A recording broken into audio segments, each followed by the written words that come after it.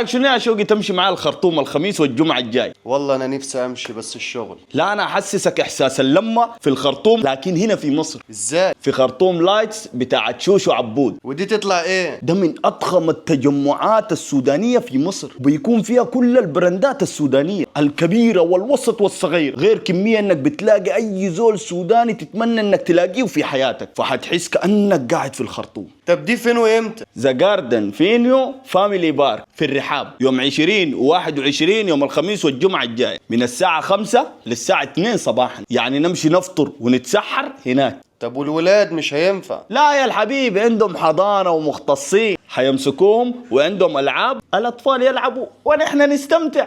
طب والمدام على حس الحاجات السودانية الحلوة دي، انا كده هينخرب بيتي. ما تخاف، عاملين سحوبات ضخمة على ذهب ومبالغ مالية وهدايا وتخفيضات من كل المتاجر المشاركة. ده باين حاجة مكلفة جدا.